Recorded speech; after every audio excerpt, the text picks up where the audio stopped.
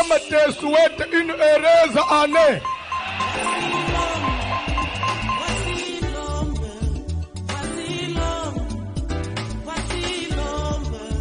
L'homme des douleurs, voici l'homme.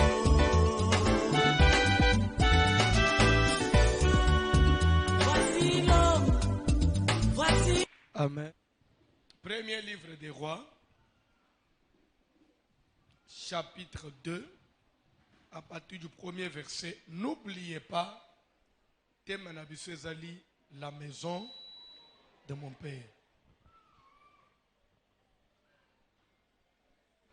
dans laquelle vous devez sortir. Un roi, 2, à partir du premier verset, pour gagner temps. Le premier livre des rois, deuxième chapitre, à partir du premier verset, nous lisons au nom de Jésus de Nazareth. David approchait du moment de sa mort. David apusanaki na tangu ne ya kokufa. Et il donna ses ordres à Salomon son fils. Pe apesaki mibeko na Salomo mwana na ye. En disant, na koloba, je m'en vais par le chemin de toute la terre. Na komiko kende na nzela ya bafanyi nyonso ya mukili. Fortifie-toi ikampiko et sois un homme. Zala mubali. Boko vanda na se.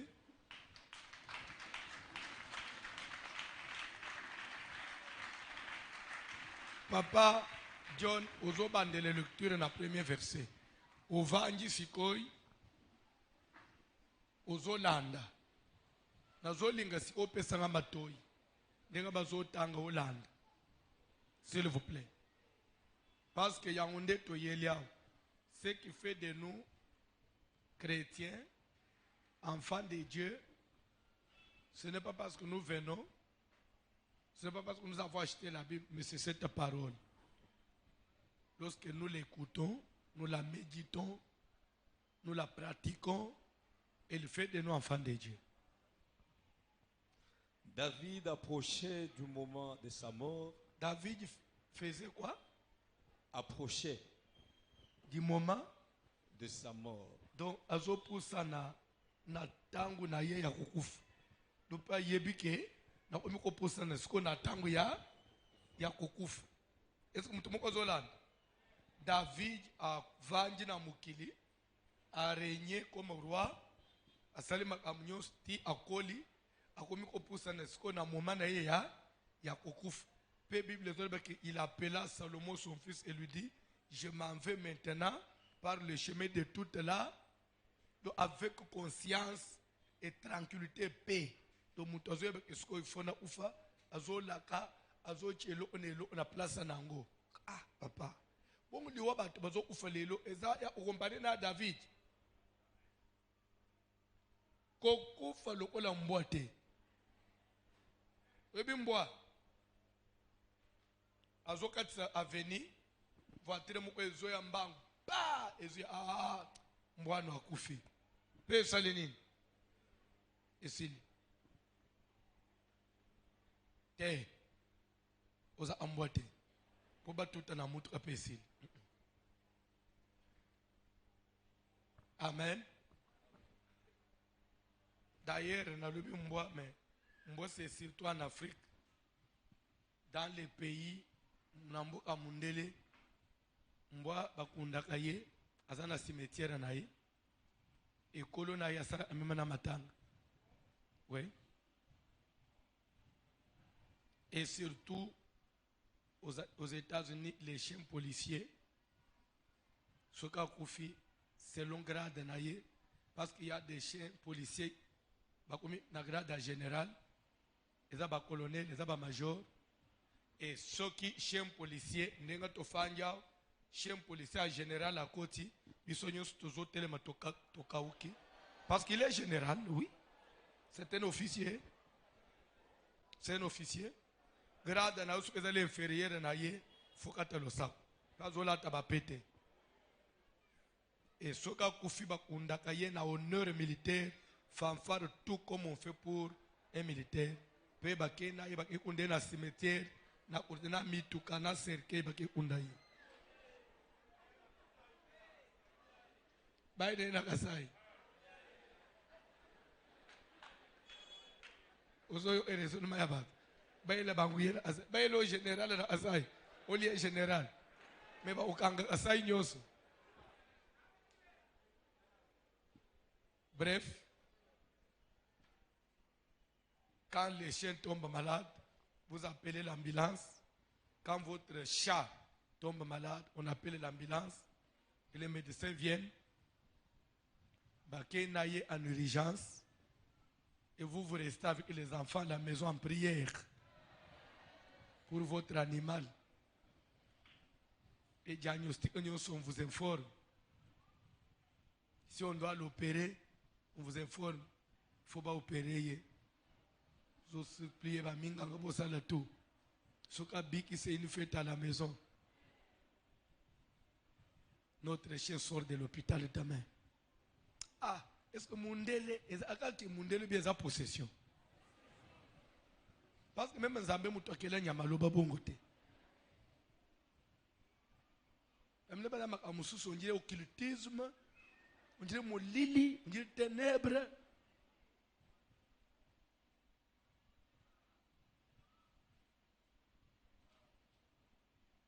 Amen. Nazolo bake ozalaka sani ya mbele te. Webi sani ya mbele. Toko na ba mama na ba sere bazalia. Pardon, c'est entre nous. Oso pasola ba sani ya mbele ombe. Leo so ola ba sani. Surtout yo na mulimu ya destruction ba vere na ba sani yo nde usilisa na ndako. Na umele wana tona lungu.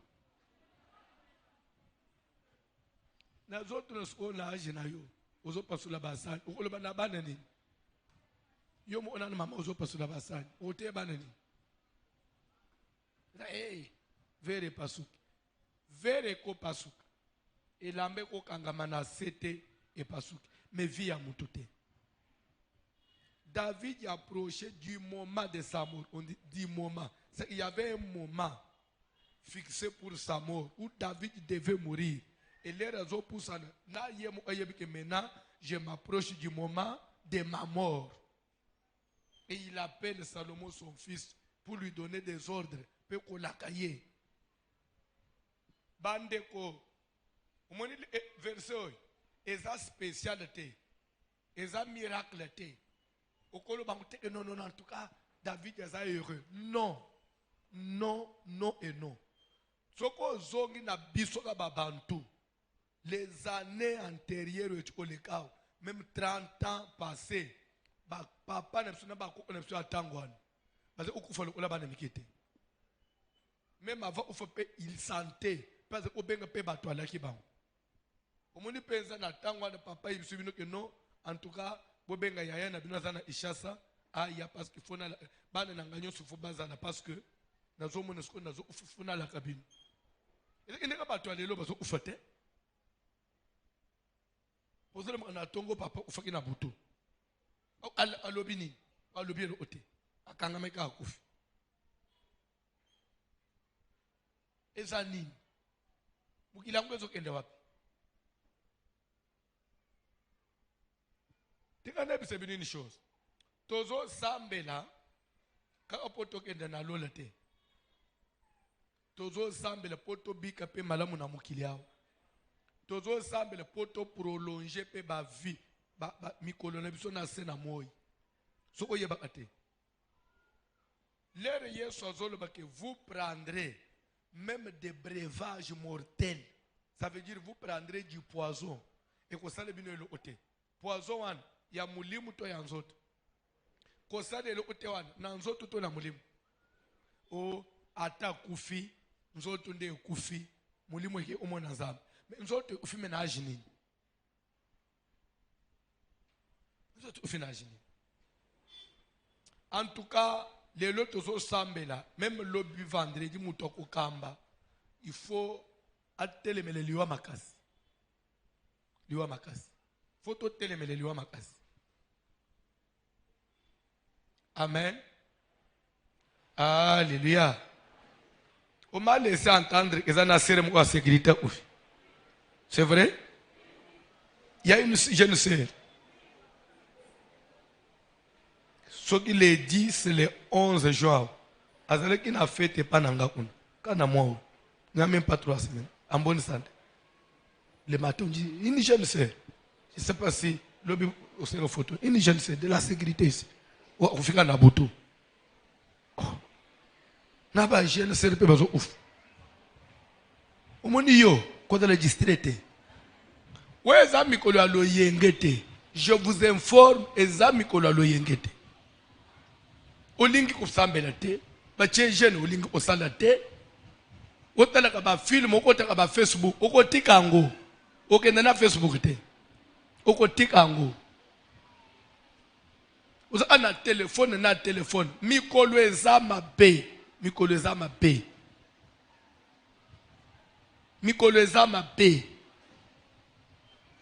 Bible ezoloba ke sentinelle.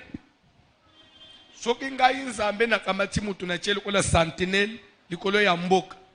Eka moni malheur ezoya, il faut sonner trompette pour avertir les habitants du pays.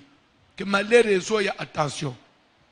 Soki sentinelle avertir et que batu ba se laisser avertir te makila na bango ozala na mutu na bango mo. Mais soki sentinelle na za kidiba avertir te et que batu ba zui problème makile ya batwana na utuna ngu sentinelle. Et ngai na za sentinelle sur le troupeau de l'Éternel. Na sonné trompette pour nous avertir batu. Mikolo eza mabi. Si tu ne te laisses pas avertir, ton sang retombera sur ta tête. Na zo bandele mikolo eza que celui qui dormait puisse sortir de son sommeil. Change d'attitude.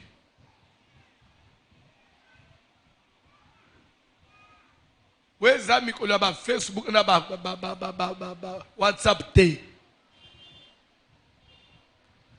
Allô, tu m'entends? Tu ne m'entends pas? Notre histoire entrecoupée. Allô, maintenant tu me... Ok, maintenant tu me reçois. Qui te reçoit? Jésus ou bien les anges? Lobi akufi. Ok, pena li fait le malamoko. O mun so ko fina lo yenge. O so ende li fait so yebite. So fina lo yenge so ende li fait. Au nom de Jésus.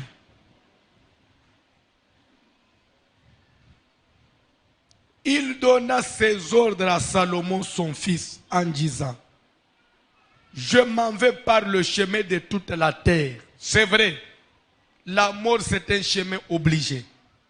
C'est le chemin de toute la terre. Tout le monde est obligé de passer par là. Mais quand?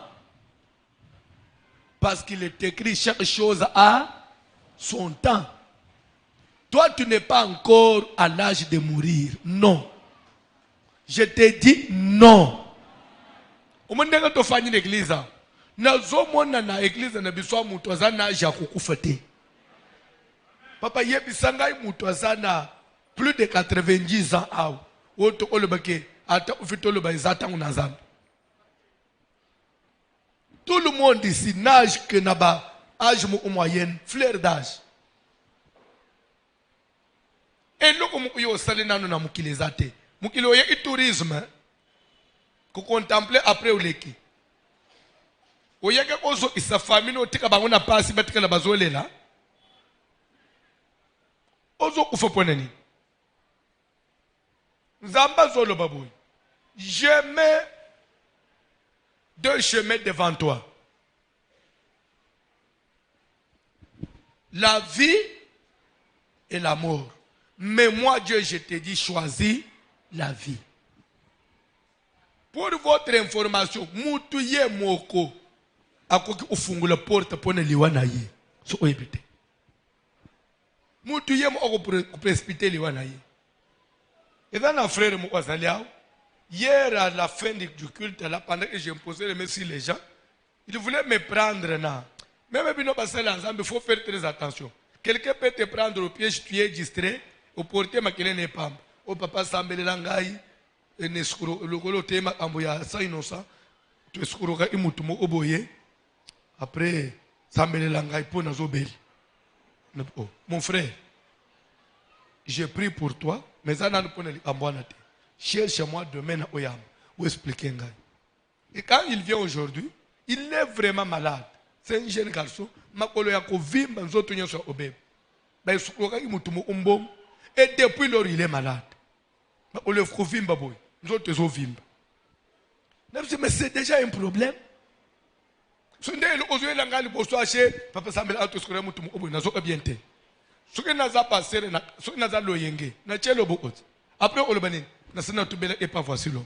Non, otubelité.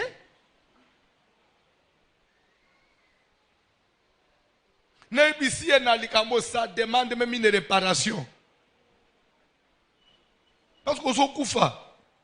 Webi mutu wana mbongo na yete azwangu na nzela nini? Webi place à quelque côté pour un bon yete. Et depuis que tu as pris ça, regarde maintenant ta santé. Moi, on le vit, boy. Jeune garçon, même pas 25 ans. Et so besoin même vie en mbango. Pour nani? Mbongo angu combien boy? Que $300. Est-ce que tu peux comparer ta vie à 300? Oh non, bon kamote. Mon bana na bisoy. Il faut botter ya kabango. Sambela ape na vie, hein? Les roseaux que l'on a appelé bon. Et dans la bande basi musus, elle tremble devant $20. Elle tremble devant $50. Elle est prête à tout pour $100. Et ça qui bobo le toni. Yo yebi fina yo lobby. Et dans nin. Batu nyon sou le loba zo simbambo. Webi nenga bakolaka. Ba musu bakola ba pauvre makasi. Mais les rengonga na zambe becha simimbong. Pourquoi gaspiller ta vie comme ça? Pour un $300, vous avez 2. Vous avez combien? Maintenant, au coup, il faut prendre $150 et ta famille va te perdre.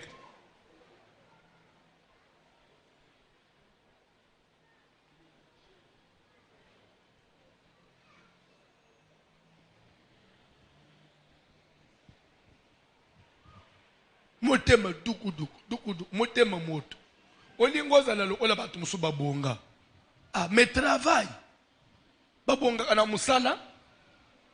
Toi tu n'as pas travaillé olingo bonga lengeni nzamba tche une seule voix par laquelle moto obonga c'est la voix du il faut travailler, c'est pas le travail qu'on peut gagner la vie. Et je vous ajoute un élément. Vous devez veiller, surtout dans les Cambouya, nani atambula anamwana na yo. Et le réseau détruire ma jeune Ming, c'est l'influence, ce sont les amis, les camarades. Il fréquente qui? Il écoute les conseils de qui? Nana ya utala mwana no nandako. Azaya famille. Si vous ne savez pas, il y a des familles sans éducation. Il y a des familles sans cœur. Et ça, na maman, azata na minute mo otea ofanda na mwana na ebise ke vie ezabo. Mwana zo kola na ena mi pepe. Alors mwana ya bongo so akutene na o ya yo. Et que ya yo des esprits faibles. Parce que souvent le mal domine sur les biens. Souvent, le mal a tendance à dominer sur le bien. Pour moi, simbe ça passe. Mais ce que je veux dire, ma bemba le monde est étalak. Qu'on est oya bien à chaque jour.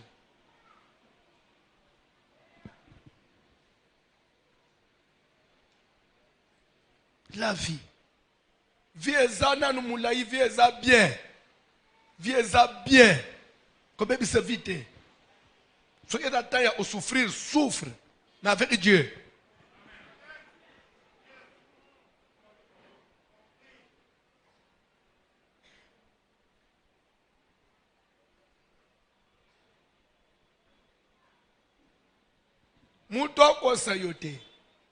Il y a toujours des gens qui sont prêts à donner des conseils aux autres. Ah, et ça, aux opportunités, profiter. Hein? Yo, ça n'a pas de boy. Benda pe. Tonga pe. Fungola miss. bazaka bato ya koyoka te bato ya koyoka te parce que soki mbongo ezalaka mbongo ezalaka mbongo eke mbongo eza eloko yake ato ozwi par quelle voie tu peux régner bandeko eloko ezongela anga mingi. Mobutu a dirigé ce pays pendant 32 ans. Un pouvoir vraiment absolu, où personne ne pouvait contester. Il gérait tout. Monnaie, partout, tout. Et tout le monde, toute personne chantait en son honneur. Bana naye basaba intouchable. Akomono na mutu abia lobi kita. Ale ipera mpe mutu osele loko azate. Ozana mwasi abia lobi akomi yangai. Lobi à vos ordres. Et s'il. Mais l'air na tambula alelo na Kinshasa. Vous pouvez me montrer combien mapangu na banda Mobutu atika na Kinshasa. Bien ata ya bana na ye. Toute cette ville pouvait être à lui. Toutes les maisons pouvaient être à lui. Et pour ses enfants. Il a laissé quoi? Même dans le monde, il a laissé quoi? Même tous les biens qui étaient dans le monde. Ezawap. Tout est parti. Et Bana Bazawap, ils ont quelle vie? Mais il y a des enfants de pauvres qui subsistent. Qui survivent quand même. Qui ont quand même une vie. Bana ba pauvre, batanga na minerval ya sangisa. Lelo basaba konzi, basaba atu. À quoi sert la vie? Il y a aucun denandenga ya malhonnêteté. Ce n'est qu'un déluge que tu vas laisser derrière toi. Et quand on prêche comme ça, c'est comme si on veut te freiner. Il faut fungwama.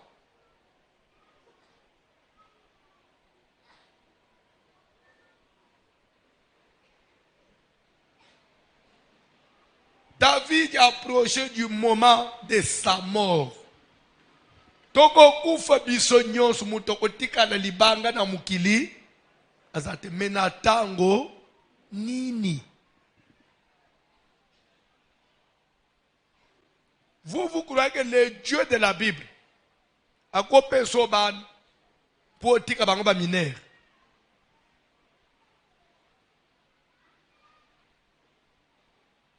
Nzamba ko peso musala po tika ngumu beso. Umonile nga tozo tambola. Na yibisa bino une chose. Hein? Mesure barrière, salanine et respecter.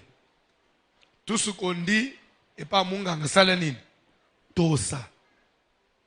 Mais yami bale longola kobanga. Eko simba kayote. Soke simbi ezamu pepe kobete koleka. Parce que ozana nyongo ya mutu te. Ata mutu akufi pembe nyao. Elengisa yote. Oyebi eloko kufelite. Oyebi marsha na yete. Oyebi ndenga tambula. Oyebi makambo landa yete. Kwa bati awe nikole ya ufisa engai pete. Yot pete. Oh, nandege ni. Lelo bolala bandoto ya mona yo mona kam. Makambo ya mona anandoto ebia. Lelo tozote la maison de mon père. Famille ya uteza ya yo uta. Lungula kubanga ndengo za. Zamba zana biso. Biloko ye kosila pe mukile kozonga kimya pe tokozala na yo. Ozongi mamena muke tala. Amena muke zanga vitamine onjire.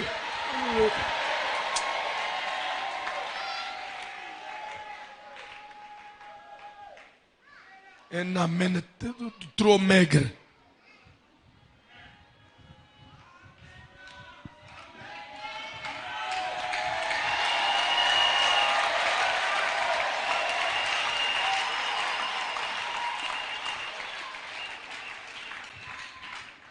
Oufate.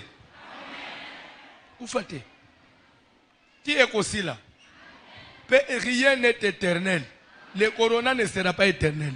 Rien n'est éternel à part Dieu. Ne crois pas que c'est la fin du monde. Bazoko sayo. Toko kote ti 2022 akaboite. Il a otoche na mbebo to omi on dirait ba cheval. Ulinga ba cheval ko batambusa yi. Biso o mo dire ba cheval ba chebiso nini na munoko. Ekolungwa.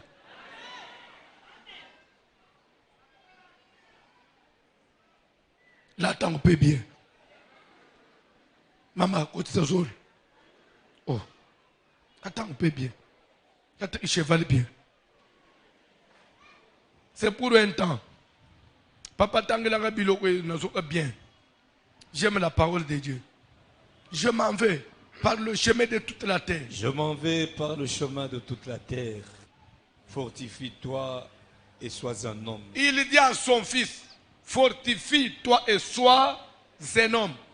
Parcours nangai papa na yo. Séjour nangai na sena moye selinini. Et s'il maintenant c'est ton tour. Il faut un jour. Ozolungwa na mokili oyo. Bana no baza stable. Bana no baza bato. Et tu as déjà défini la vie de chaque enfant.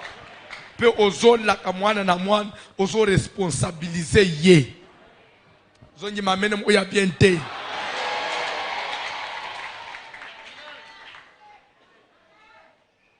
Papa Koufi. Bana nyonso. Bana mike. Ba effort nyonso asala na via bunda nde na pasi aye osomba kamwa lupango ya pasi po atika un jour bana na ye bazala na kati lobi babomiye nde ba papa kulutu ba papa le ba tata mwasi baye ba weleli mikanda lupango oto ozobana to obokola bakena banwana après 2 mois o depuis bayana nda makamuna kezo tambula te baba ndoki bale papa na balingi bali penanga abengani bana ana ba omilelo bafanda bafande pa connaissance bafande pa connaissance papa oy kota kei azana kimia azana lipamboli ya utika na sima boy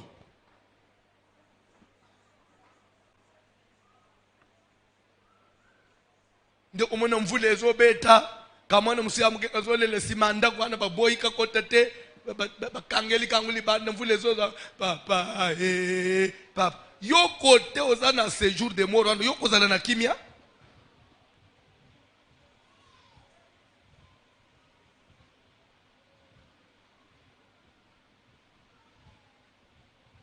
lena bazono basambela ape na vie moni kwanza tike toye une église po toza bazoba toye une église po tozo banga suki nini toye une église po toza nelo kwa kusala te toye une église parce que toye pa ya muto azali capable de protéger pe ko sécuriser papa nazo ebisobo tongi mele nzambe kaka pour l'éternité te même pour la vie présente na yeso quelque chose dans la vie présente Dieu va nous bénir et il va même sécuriser ce qu'il va nous donner et en plus à prolonger vie na biso na senamu. Et na suka tokufi apesi biso vie éternelle. Ta musubo yebite. Na sena mu nzambe fo pambula biso na. Ndengo zomona nzambe fo pambula biso. Il faut to koma na vie ya bien. Na sena mo yao. Papa, maman, okomata pas avion. Okomata pas avion. Nata na ajini no komata avion. Misu no pe komona poto. Komona ngo. Amen. Namona avant-hier papa na biso nani. Papa oya fanda ka. Ninga fanda à côté papa Chibanda. Bokila papa Jean-Paul, il s'appelle comment? Papa Freddy. Aza déjà en Amérique. Akiendaki hier, na bito suka ba tiba 20 de fobako. Mona yefsinga papa, mercredi toujours en États-Unis na maman. Merci. Vas-y. Vas-y, mata, kende. Ne via mutu. Omoni ato mona na Europe te. Ndenga kiwana. Akomona Europe na nko. Webindeke nini? Il n'a pas le visa ya Europe, mais le visa ya Canada et États-Unis. Quand vous avez le visa soit du Canada, soit des États-Unis, ça vous donne automatiquement la possibilité d'atterrir en Europe. Attends l'aéroport one. Et ça m'a belé à Europe. Vous faites un aéroport à Bruxelles, aux autres dans la fenêtre, au moni mitre à Bruxelles les olés. Au moni déjà Belgique. Soko za na Charles de Gaulle na France, au télémipe à toi au bimate. Mais on y a ma belle au télémézani. Parce que avant 2010, tu ne pouvais pas atterrir là-bas, il fallait un visa aéroportuaire. C'était obligatoire. Mais ça sert à parce que nous avons bimate. Quand vous avez seulement ces visas là, on y a tchang. Attends, itango soute, mais déjà, dans mon Europe. Ma olonanga net bande utokende kina bango tukitaka na bango utokende na bango Dallas ma olona bango nyata kina Belgique to va to comme 6h 10h na so ngomone place to zana bino zana Belgique yaka na fenêtre to Belgique yango talo to ba venir na bango yango mike nyongo salini ukitipe na Amérique utamboli nyongo salini ça fait partie de la vie chrétienne. Et donc, on a cette différence que bande on a biso baluka kinzambete. Na papa ne biso baluka kinzambete. Ba ufeli kaka na mboka. Biso to luki nzambe nzamba kati biso ba océan. Oko kati sa bibale. Tala banjimi o nzambe na ngai. Na zo te ya banani. Papa, na yo te ya banani. Oko kati sa bibale. Omoni ndenge zao. Nazaka nande unanga moko ate. Nde unanga wala si muluba penza. Tunanga pone. Ya nangai koyele li solo teke. Songolo asalelo oya biembo. Kolo mo ona yena tuniye. Pasteur na bisotel kami nzamba sungiye. Asombi mutu anaye occasion d'Europe. Asombi mutu marque nini. Nabere no. François. Tu as changé l'histoire. Nin. Renon de mutu. Na tout ce qu'il y a nangai. Ponos ko mutu ezani. Okoza lo fanyi na bilo wana. So mutu azoli ana vatere nino. Kamo elo wa volant droit. Ya volant droit mais musique ezo beta na kati ya zoken. Yo telemoza aka victoire. Surtout lobby na moni lobby onyo kwa maki lobby. Lobby. La bandele lobby.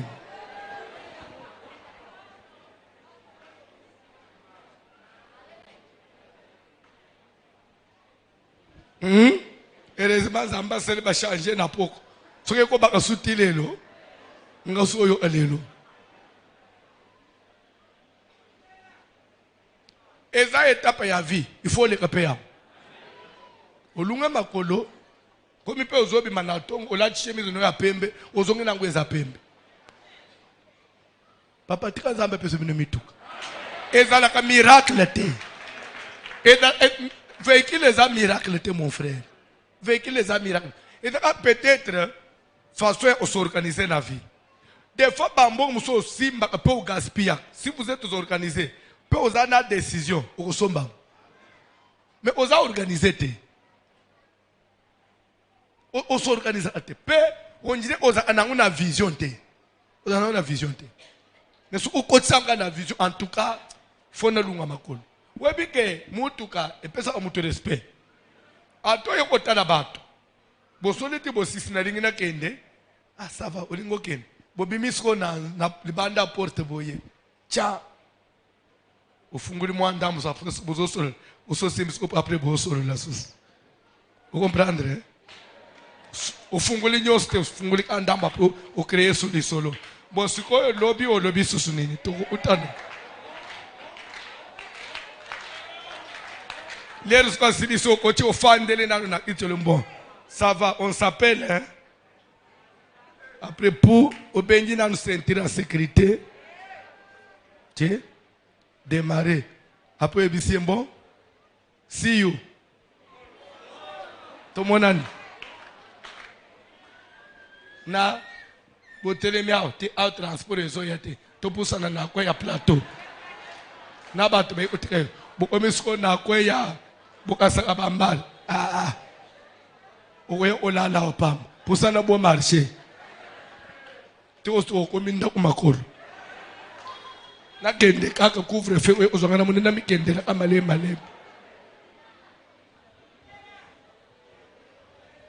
Serviteur ana mutu ate ayo ana makamula oloba. Serviteur nini ana mutu ate ana makamula oloba.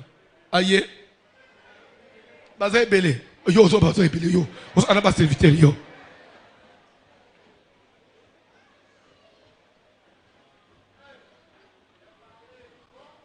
Ah. Mutu apelo onini papa. Bino musuti na bana mikebo komiko somba papa. Ote. Au nom de Jésus. Ane il faut somba. Ane oyo faut somba. So on dit mais amen somba. Somba. Vous pèsez au poids. Ozo poids. Na koko batona kata. Kalikile sko mwana mwasaza na voiture. Mwana mbali sko zola ndefi wa makolo. Bosola ndeni. Pardon? Soki bolingi soko boka bwana yo kangi otelemisi moto ya démarrer ke. Pour mezate bolingo. Bolingo unilatéral. Omoni na vie malamu atombali azana na mutu ke mwasi makolo ke. Mwasi na mutu osombali makolo. Nga mwana mwasi opusa na pembeni na ngate. Ah yo andenga zo soko langi bongo otula. Yo abana basa ishas. Yo abana basa ataba luka. Lero tula kya mutu ko mutu etuluse yo. Lobela pamone usu. Tala. Webi etana zate utumula ngate. Papa John. Tanga nalunga pila so.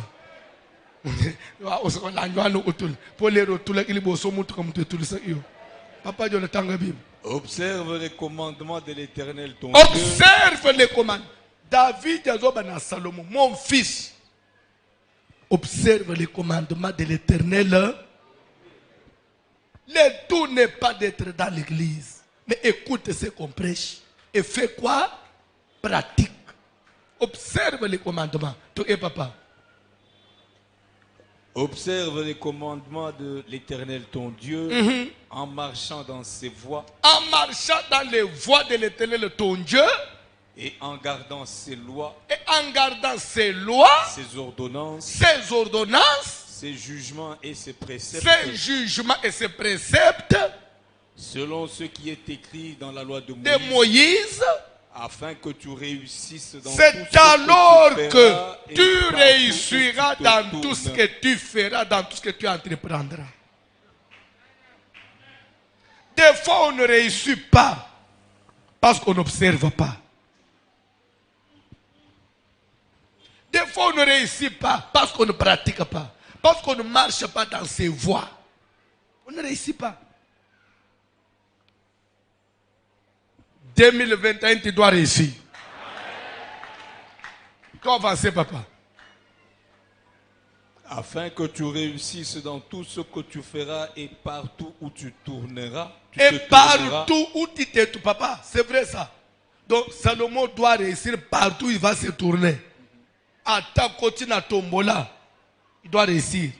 Oh, abimikuna bandi kote amadesu, mwana na nzambe faut réussir.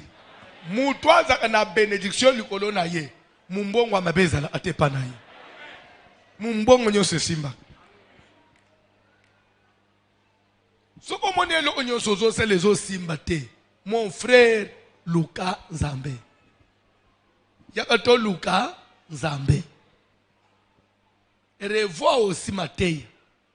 Peut-être cause vous allez à la maison de ton père. Yoko ko échoué te.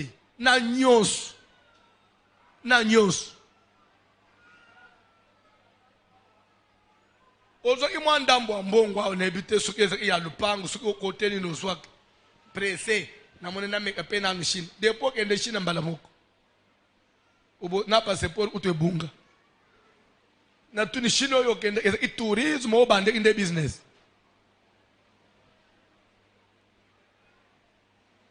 Muzo azao ogenda Dubai ogozonga susu. Ozonga nani? otikaleka na bafoto à Dubaï. Dubaï akende ki business akende omatendeli olo a cheval ici.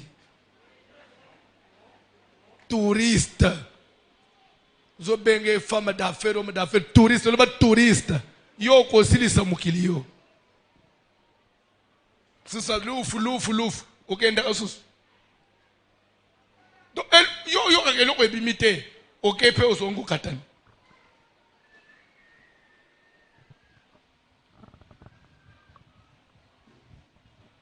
N'habite ce que me okenda. Maladi payé.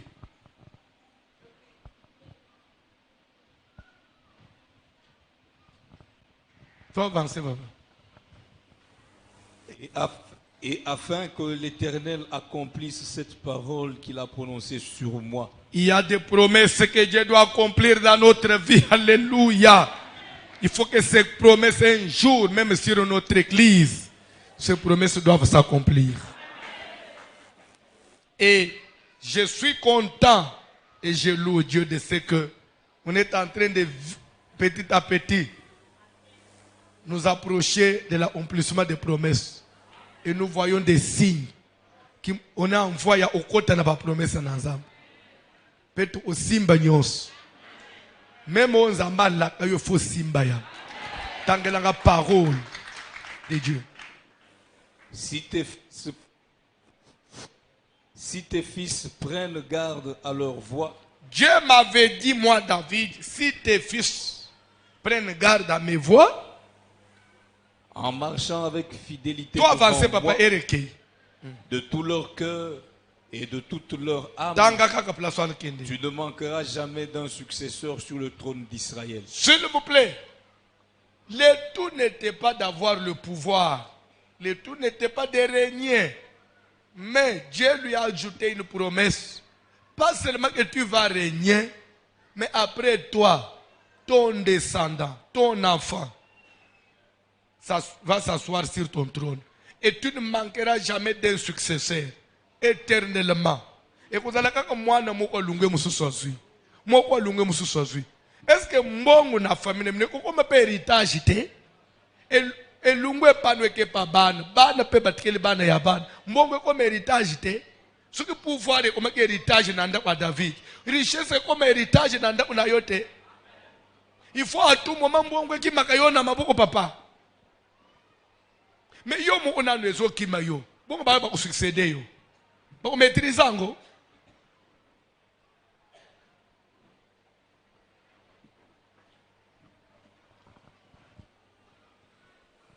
Tika richesse na famille mne comme héritage.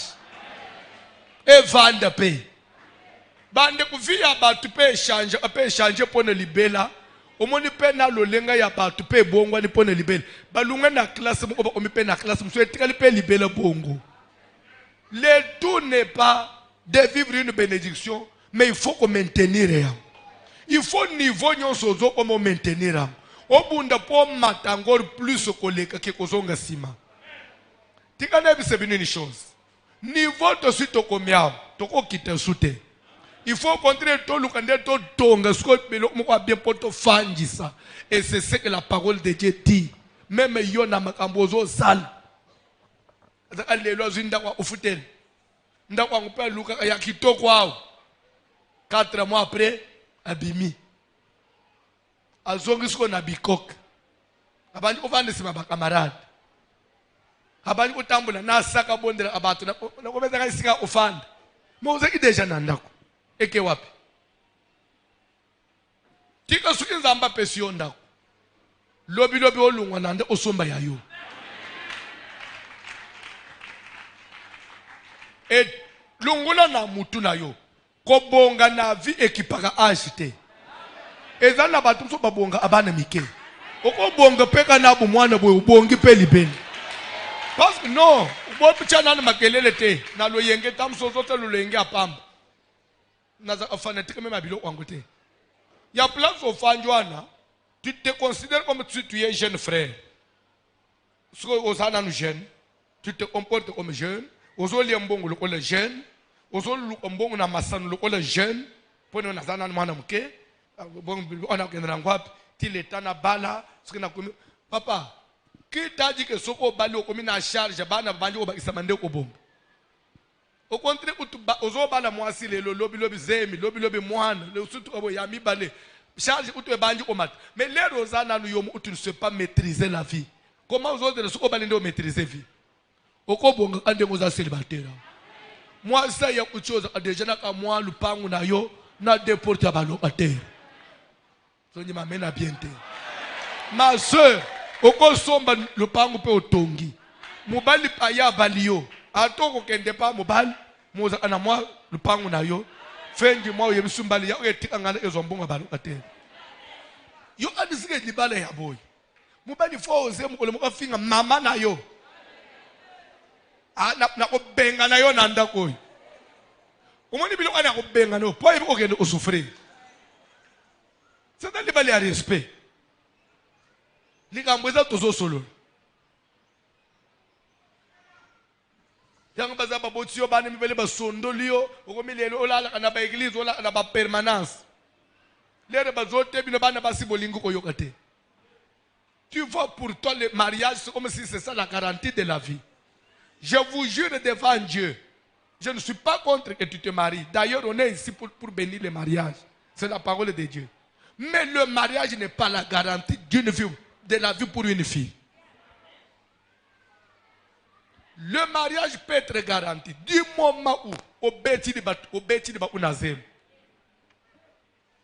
Mais à cause de la période où comme Paul lui-même dit, à cause des temps qui sont courts, je conseille aux célibataires. Parce que on peut dire que les temps ont changé. Ce n'est plus comme avant. Tu as même la possibilité à Kotanga, tu as même la famille, vie est dans mariage, on t'avait déjà dit que qui t'a trompé? Na mibali ya lelo bafanya oyi. Basali anzambe kutu bazo simba ba mikro bazo kamba bazo tei bazo nyoko la basi. Kaka munjimi. Basali anzambe kutu bazo teme boso abatu. Ils sont sans cœur. Kaka ba oyo kutu likambo anzambe na le fanji te. Ndo ukende ko pesa confiance. Jusqu'à même à trahir ta famille pour qu'elle ne pas mobali. Combien de lois bafani na mabala bazole la lela butumoy? Combien d'appels chaque jour je reçois?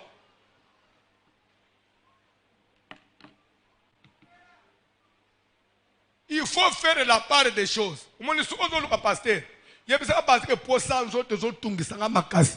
Ko lo bateke papa lo bandeke papa nazo okomika ngate. Ko tsanga ba prier ko se que papa ngai volma libalo na ngai libalo na yo ngire ina chambre froide so ba tonga chambre froide bazo sala manœuvre pour ba livrer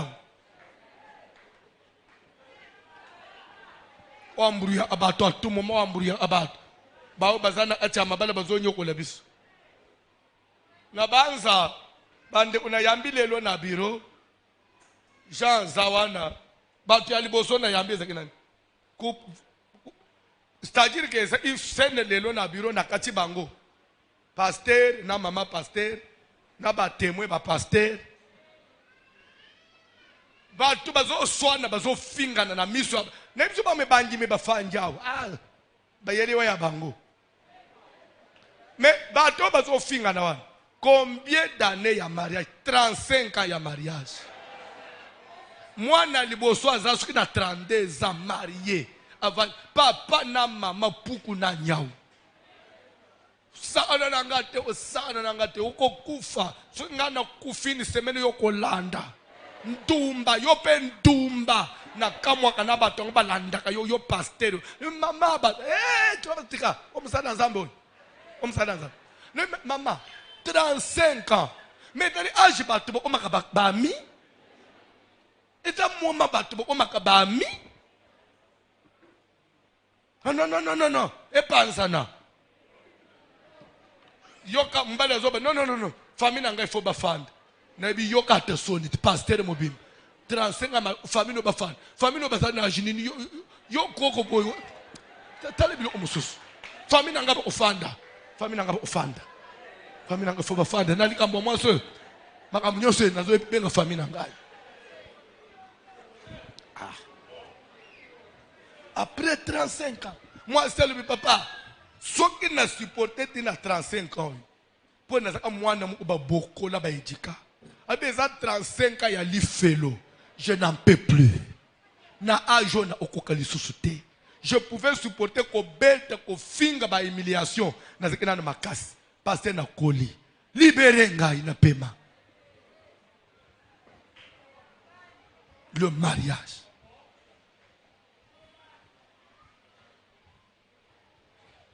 La vie n'est pas facile, la vie elle est devenue trop compliquée.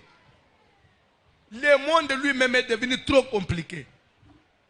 Ba maladi bipai boy. Ba makambo makasi bipai boy. Misa les athées. Uzokende na wenze koteke ezate. Nyonso na mukili swe za passe. Garantie za wapi? Et pas dans Jésus Christ. Confie-toi en Dieu. Confie-toi à Dieu. Papa, attends la Bible, tout ceci. Tu sais ce que m'a fait Joab, fils de Tserouja. Pardon? Tu sais ce que m'a fait Joab. David azolaka Salomo. Sima ya ku exhorter ye. Banga zambi. Tambula na zambi. Tosali lo bana zambi. Mais mwana na ngai. Kobosa na Joab te. Wema am Joab salangai. Bolanda Matteo. Bolanda surtout parti tozo otawan. Tanga Bible. Tu sais ce que m'a fait. Tu sais ce que m'a fait Joab, Joab, fils de Tserouja, ce qu'il a fait à 2 chefs de l'armée d'Israël. comment aboma Abner. Aboma na mo. Abner, fils de Ner, et Amasa, fils de Jéter. Aboma Abner na Amasa. Il les a tués. Aboma kibango. Il a versé pendant la paix le sang de la guerre. Il a versé pendant la paix le sang de la guerre. Je vais vous dire une chose. Vous comprenez? Vous comprenez quelque chose? Au moment na moma ya pitumba. Ndenga ba soda na biso bakendaka est. Bake ko défendre mboka. Bozolanda makambo nazoteya. Même ate militaire azolanda ngalanda. Asim ata politicien yoka. Na moment mboka est agressé. Mboka est na trouble. Armée azana mission ya ko défendre intégrité ya mboka. Armée azana mission ya ko bunda ko défendre territoire. Na moment wana ya guerre. So isoda bomi, abeti masasi bomi bato. Devant Dieu, ce n'est pas un péché. Et le sang là ya bato bomi, ça ne lui sera jamais redemandé. Parce que c'est pendant la guerre. Mais du moment où il n'y a pas guerre, quelqu'un qui ne t'a pas fait du mal, quelqu'un qui ne t'a pas troublé, vous le tuez pendant la paix. Nda isa militaire azui munduk bakena butu babuki magasin moko babeti mutu masasi akufi bazui biloko bakei. Ce n'est pas pendant la guerre. Le sang là est kosenga matili kole abana ya mutoto obomi mutoto. Un politicien, même s'il est chef de l'État, pendant la guerre, au talika muninga bo éliminer bo tchele poison soit bo bete masas. A toza chef de l'État, makila mutoana ba otuna ngoli kolon pel kolo bana ya no. Parce que c'est pendant la paix. On ne verse pas le sang pendant. Les armes sont faites pour être défendre pendant la guerre. On n'utilise pas les armes pendant la paix pour verser le sang. Et c'est ça la parole de Dieu. Et même chose, bolanda makamona zote bino. Omoni na vie, ato bebana na mutu ndengeli no yina ye ndengeli. Si cette personne fait le premier pas de venir chercher la paix vers yo, so okangeli motemo omona nzambete. Parce qu'il a cherché la paix. Dieu c'est le prince de paix. Dieu est contre toute personne qui bafoue la paix. Alunga kuna, aso ulukanini. Na oyamba ayete yonan ngai nayo tozaka na etanini ele tozonga epa na zamba yambaka biso te lere tozonga epa na Yesu yambaka biso te tozalaka bato malamu toya apo tosalaka malamu e koma yo bo eso koyamba muto azo vers yo. Et c'est ça la parole. bino bomonaka liloba na nzambe ezalaka kotonga moto, liloba na nzambe ezalaka koyiba, liloba na nzambe eza toute la vie. Tu peux échouer na eloko ya moke, eloko ya moke otiki nzambe pembeni na eloko ya moke. Quand quelqu'un fait le premier pas, quelle que soit la position que tu avais, quelle que soit la raison, fléchis aussi. Parce qu'il est écrit rechercher. On n'a pas dit chercher. Vous parlez français plus que moi. On n'a pas dit chercher. Quand on dit chercher et rechercher, c'est-à-dire que rechercher, c'est chercher renforcer. Chercher amplifier. Rechercher la paix avec tous. Et la sanctification, sans laquelle, ça veut dire sans cela, nul ne verra. Quand on dit nul ne verra Dieu, c'est celui qui est contre ça, il ne verra pas le Seigneur. Ngai na rate umona nzambe, po kaka na boyi kusila na nayo koyoka na nayo. Ukoze lo fanyi n'église ao. Okomona ka nzambe te parce que na batu yo okotika la ko limbisa te ngo fanja.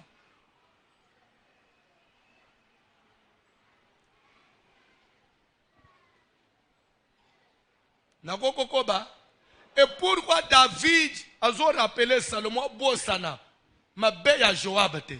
Ma belle à Joab ezanin. Joab a boumi Abner. Azo boumi l'Abner enin. Abner c'est vrai. Pendant la guerre entre maison de Saoul et maison de David, Abner a boumi leki ya Joab. Pendant la guerre, ma ça c'est zo bêta. Batu yosu bazo se défendre.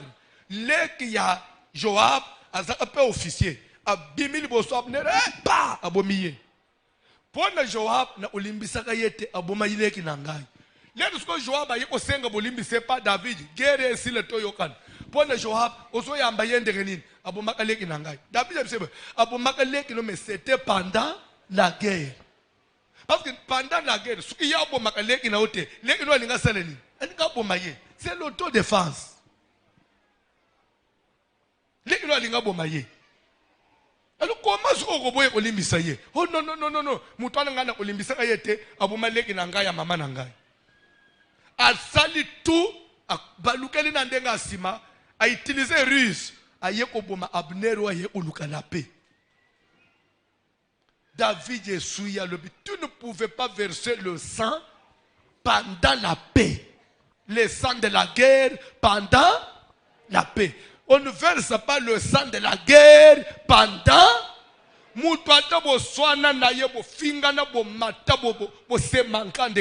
Mais ça c'était pendant la guerre. Même Nakati Alibal. Et dans un moment, moi, c'est un moment où des fois, au-delà, bolobani de n'importe quoi.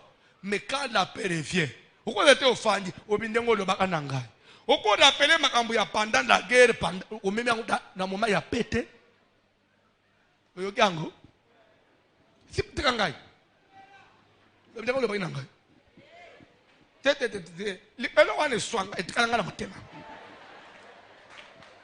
On est pendant la paix. On est pendant.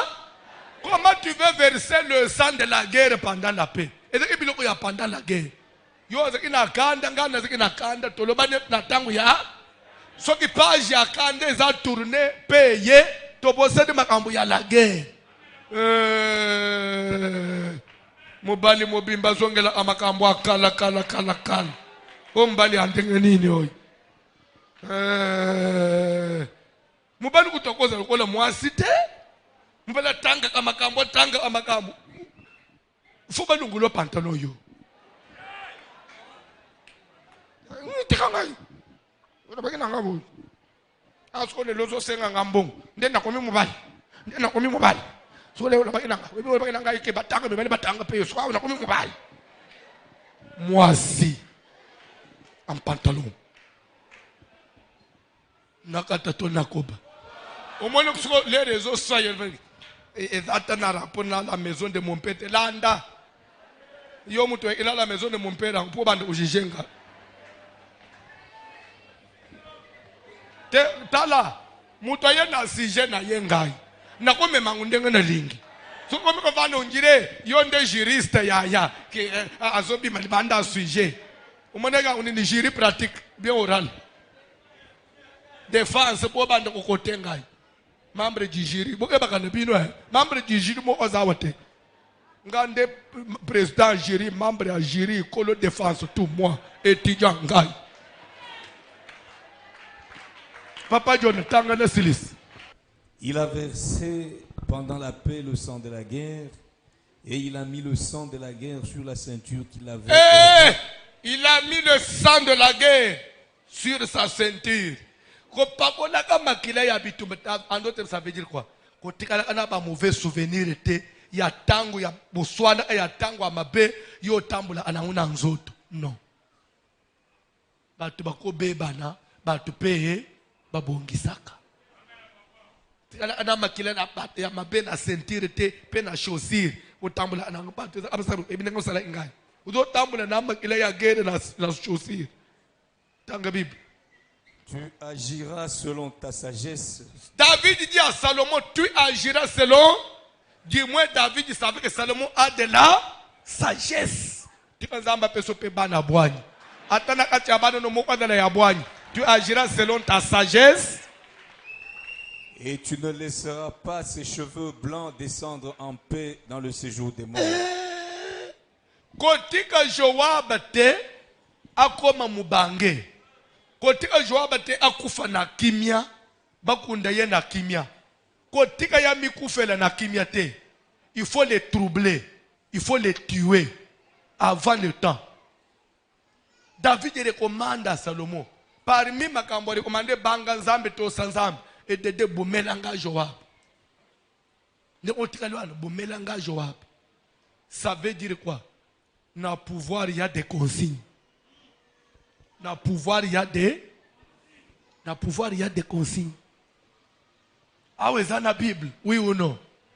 Au moins même en église, il y a des consignes. Hein? Na otala kande kongo le bute. Mikolo azana likambo nzambete na salu consigne. Bonyata ye. Ale kali susu na modération te. Eza consigne à David na Salomon. So les bino bozo salango. Vous faites avec sagesse. David dit à Salomon, tu agiras selon ta sagesse. Mais tu as de la sagesse. Vous avez un galissus. Vous avez la sagesse. Vous avez il y a des consignes. Alors celui qui reçoit des consignes doit agir avec sagesse. Papa, ne regarde pas le changa sur la modération. Ils ont oublié. On verra. L'objet soyez. Bon, c'est la semaine prochaine. La salle totale semaine. Tu es au Olympe. Tu es au Olympe. Les années, à mon égard, on est. Tour, il y a taxi, c'est dégué. Les volants. C'est dengal. C'est dengal tour, moi. Les volants. Oh. Au Cambi, bientôt, au Fandi, à 4 mois. Oh. Tellement, on a yembi kantika mouké. Tozo qui tena li solo na malem vous comprendre côté tozo ken.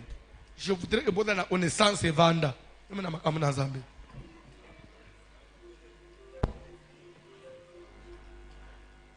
Même na ndako libali ya des consignes. Hein? Songolo soka ye na zate. Ça consigne. Ça mutoye papa ça. Papa bimika kaleteawa mais côté pe na kei na nyimita kozonga sikoy pa po place wana chaque fois l'era kenda ba minuit hein inite na kozele tete ko bebisa no tantante kende salno ba course tikela nga numéro so ena ko benga yo akepe sili na keito kangi pota na lamuki mais c'est bon David il era le bien wasali mabe eza consigne eza na Bible eza nini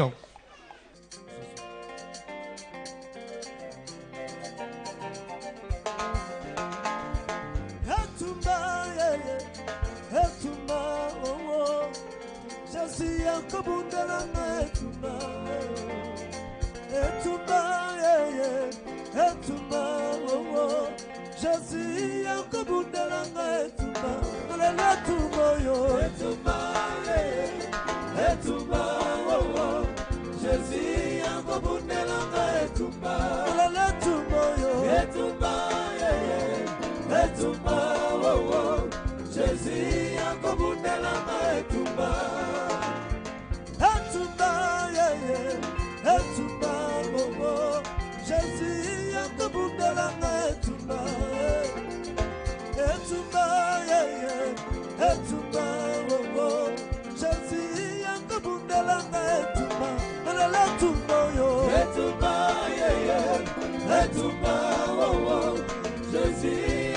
komundelanga etumba. Etumba, etumba, oh oh. Jésus ya komundelanga etumba. Osali Zambe, Zambe ya vinanga. Osali Zambe, ya bomwanike. Osali Zambe, Zambe ya vinanga. Osali Zambe, ya bomwanike. Osali Zambe, Osali Zambe, Zambe ya vinanga. Osali Zambe, ya bomwanike. Osali Zambe, Osali Zambe, Zambe, Zambe ya vinanga. Osali Zambe, ya bomwanike. Osali Zambe, Zambe ya vinanga. Osali na ebandeli nalobaki deja tokotravaille makasi likolo ya esprit de mort. Oza sani ya mbele te. O glissé na maboko ya moto. Je suis désolé. Sani epasuki. Non. Non. Oko kufa lokola babuma ngungi te. Non. Ata fami na bino, ata mama bota yonda liaka bino. Erere ya sali ezanini. Atika kiyoko mawandenge nini. Fala milela yo avant oyebe biso. Kokota okotiawe a échoué déjà. Na place yo kouf, yende ce qu'il faut kouf. Deux prières toujours ça. Maman, papa, konji maliwa te. Kukanisete ke muto kufaka na mpoasa. Non. Muto kufaka na lobaka bien. Il y a des signatures de Tchamak. Parce que ce qu'on tangi parabole, il y a l'homme riche et le pauvre Lazare. Bible que l'homme riche a koufi. Banane ba yambak iye. Akende ina séjour des morts. L'air Lazare a koufi. Ba ange na nzambe ba salenine. Ba memiye ba ke déposé dans le sein d'Abraham. Lazare a koufi liwa ya nzambe. Ba ange na nzambe ba salenine. Bazuye ba ke bombe na repos. O ya koufi mutu ya satana akena lié de tourment. Ce que pour mutu koufi faudra na visa. Visa soit au dans lieu de tourment, soit au dans les saints d'Abraham. Oui ou non? Mais est-ce que nous avons fait un poisse?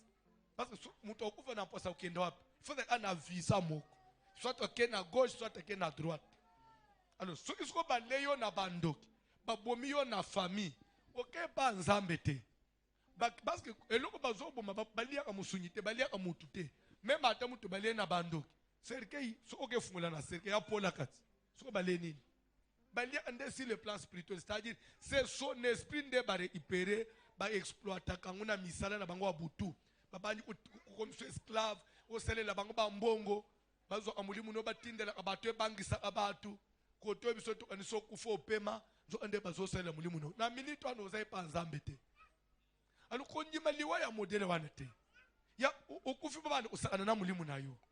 Bamataka na una kindo ki partout na banganga na ba cimetière jamais. Yo faut mukolo nzamba kondima. Pour azo soin ya esprit na yo. Na kombo na Jésus lelozo na zana bezo sala prière. Lelozo boya. Mulimu nange kokendelo kole like pasuki te. Na zamutu na elamane lili ya nzambe. Nzamba kelanga avec un projet. Tange muta sekela ngai projet kelela ngai silite muto ko kata vina ngai te ataza papa botanga ya kocho occultisme biloko na ye mela ye moko sans la prière zambela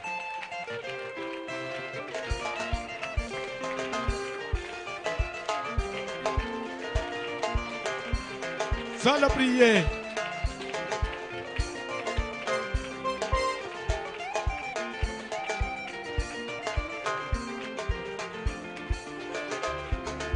Sans la prière, telemela liwa na ba forma na ngonyos. Esprit à sacrifice, esprit de mort, au nom de Jésus. Bipai nyoso ba telemi, basali makita na bango.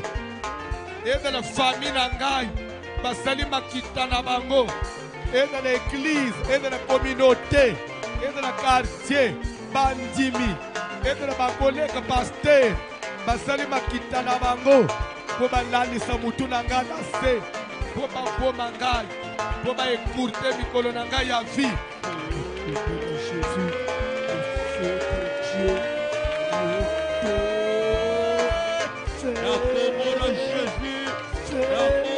Jésus,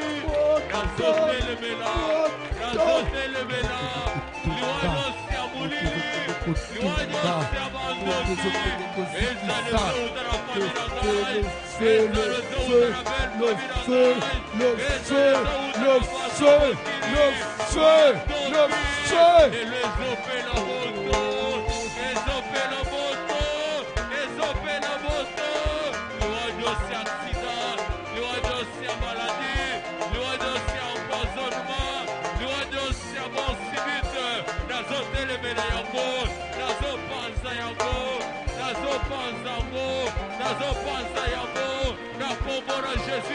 Dans la prière,